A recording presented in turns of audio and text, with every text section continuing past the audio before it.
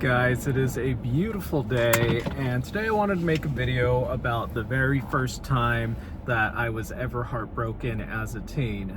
I was looking at today's date, and I noticed that it is March 16th.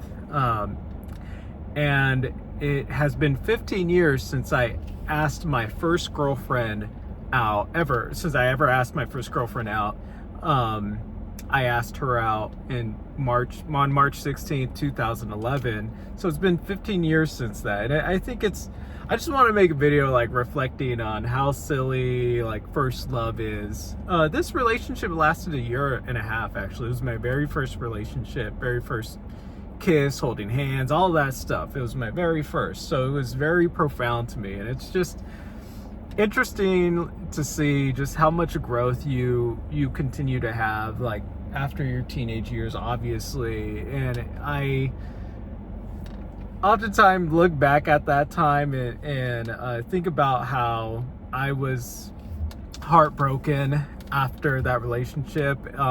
She broke up with me. I think it was July 4th when she broke up with me, and I felt like this horrific pit in my stomach, thinking, wow, I will never find anyone that I connect with like that ever again. And in a sense, like, yeah, it's true, you'll never be able to connect to that person again, but it doesn't mean that you'll never be able to find anything special in your life, anything profound or as profound as that. You know, I think every individual human connection is profound in its own way, in its own right, because that human connection between two people can only be had between those two people. It's a special dynamic. But the profound nature of connection, though, can be found in all human connections. And I think this was some insight that I was lacking as a teenager when I had gotten my heart completely shattered by this girl when she told me, I don't want to be with you anymore. A little bit of insight. I do think that towards the end of the relationship, she was kind of pulling away, and because of that, I was becoming more needy.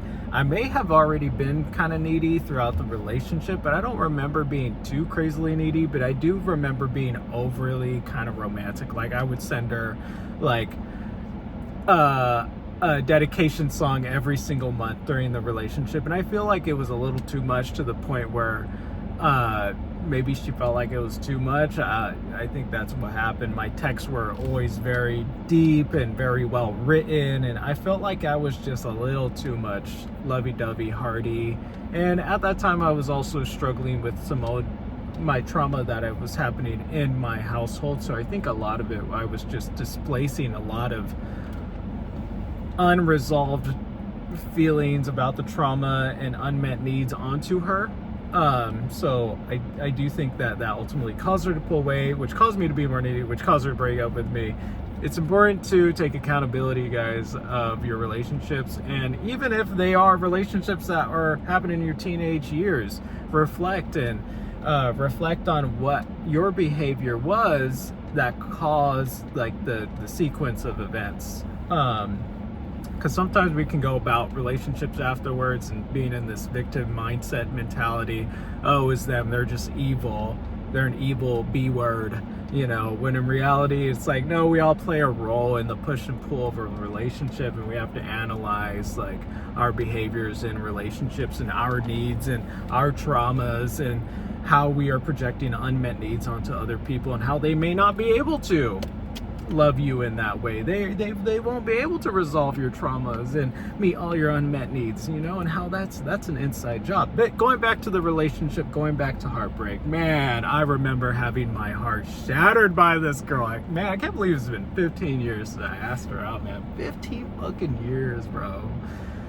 I feel like I've progressed so much since then. And even like a year after, in 2013, I remember already having progressed a lot and actually meeting new girls in high school and just being in a better spot, but still being very crushed. I think the first 6 months were definitely the hardest, but I actually channeled a lot of that energy into sports, and I became very successful at cross country and track during that time because I was just harnessing all my heartbroken energy and going out. Like I said, this breakup happened in July 4th, 2012. Am I giving too many details? Who gives a shit? This is so old.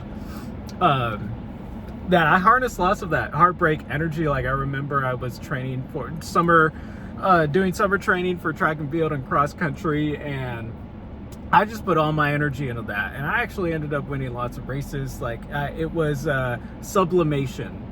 You can Google the defense mechanism sublimation. It's when we put negative emotions and use it for something that's societally like acceptable or, you know, good, something good and healthy. It's arguably probably the most healthy defense mechanism, but a defense mechanism in dealing with negative emotions, after all. So, yeah, guys, being heartbroken, I felt so abandoned. I felt like I had this divine connection with someone that was just, it would never be able to be replicated. And man, was I wrong.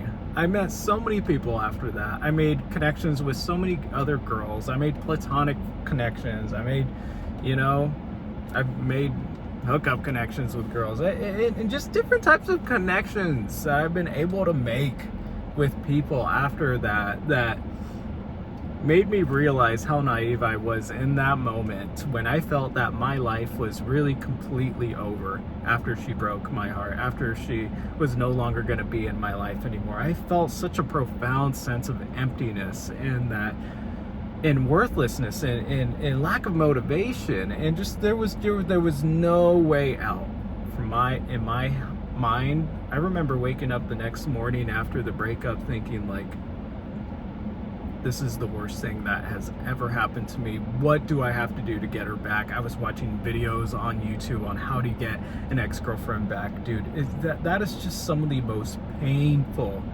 one of the most painful human experiences, when you just want someone to love you and it's not going to happen, and you're thinking that it can happen, and you're plotting and you're trying to change so that it can happen, but it can't. The only thing that can happen at that point that can help you is grieving and radical acceptance and commitment to your best self. And that is ultimately what did end up saving me, is I did commit to my best self that summer, and I did put in all my energy into good, healthy activities, and I was able to meet other people through those activities, and I was able to strengthen already pre-existing connections with friends and other people. And that is what saved me. And since then, I've reflected on relationships. I actually haven't actually had an actual relationship since this relationship that I initiated 15 years ago. And I am I'm actually proud of that. I'm proud of the fact that I've been single.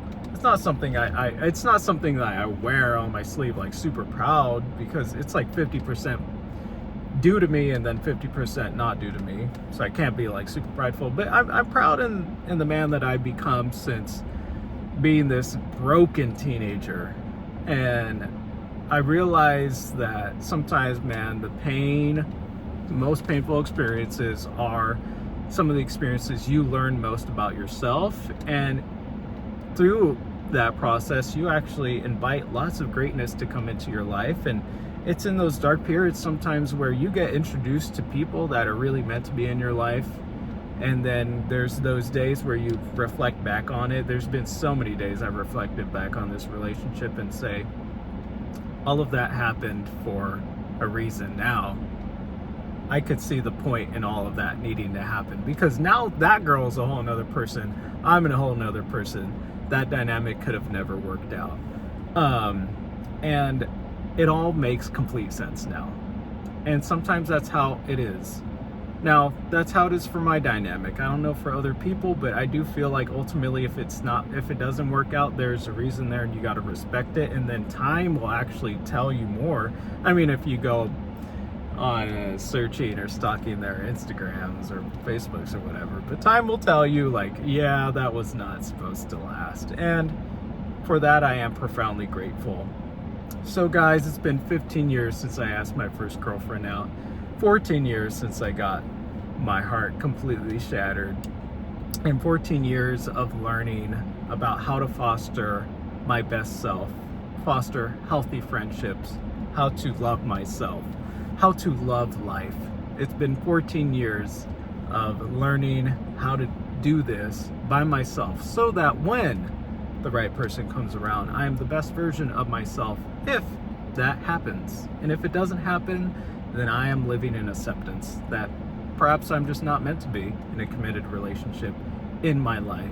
And I'm ready for either or situations, or perhaps other types of situations, romantic sort of situations in my life. But I'm looking in the future probably to be in a long-term committed relationship. That is what I want for the most part. That is what I want. So yeah, guys, first heartbreak, man, isn't it rough? Isn't it rough out here? Isn't first heartbreak just a fucking demon? Ooh, I remember not eating for like 2 days straight. I remember not being able to sleep, just watching YouTube videos, how to get your girlfriend back, just all of this stuff, bro. Just like thinking you can never be happy by yourself. Like, I need her touch, I need her kiss, I need all that. Bunch of bullshit, bro. Your brain, it forgets about that shit. You meet new people, you kiss a new girl, you're like, wow, you know? And that's what happens. And then you just grow as a man or a woman or as a person, and you can look at yourself in admiration for being able to grieve and let go and grow. And that's all a beautiful thing. And that's been my favorite part of the process, is just seeing myself grow. In absence of this thing that I thought that was always going to be in my life, and seeing how successful I was at growing. And just being able to be grateful, being emotionally independent, and being self-reliant emotionally, and how much of a beautiful thing that is. You know, I heard the saying the other day, sometimes a breakup is the first date of your relationship with yourself. And I think that's entirely super fucking true. Your breakup date, your divorce date, is the first day of your relationship with yourself.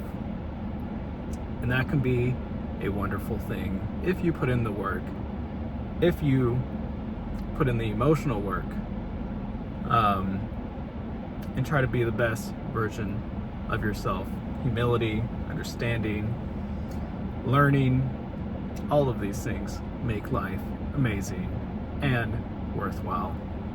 So guys, 15 years since got the first girlfriend. That fucking changed my whole life, bro. Like, I remember I had such a big ass crush on this girl. I thought she was like perfect, and it's just goofy, man. You grow, and then you're just like, man, like, it's not that big of a deal.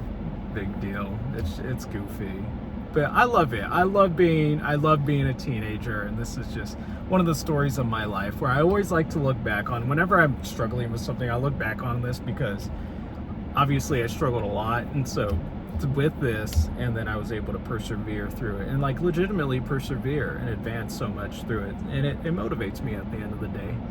And it's a beautiful story, and I hope any teen out there, I hope the teens out there manage their heartbreaks and are able to get through and heal in the same way that I did. I don't know what made me so lucky, but I do feel lucky oftentimes, and I'm very fortunate for my healing process and my growth process.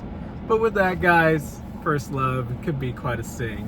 Hope everybody is taking care of themselves. It's Monday. I already worked out today, guys. I am on a tear right now. Ran 6 miles yesterday, worked out this morning, hit the fucking iron, did the pull-ups and the push-ups and the bench, just feeling fucking great. It's March 16th, middle of the fucking month. It's fucking gorgeous out here, guys. There's nothing more we can ask for. I'm so excited for the rest of this month and for April, because Coachella's coming. So with that, guys, I'm wishing y'all a wonderful Monday afternoon. And yeah, make sure to do some self-care today, whether it's go on a walk, read a book, journal, and yeah, just continue taking care, guys. Alrighty, peace and love.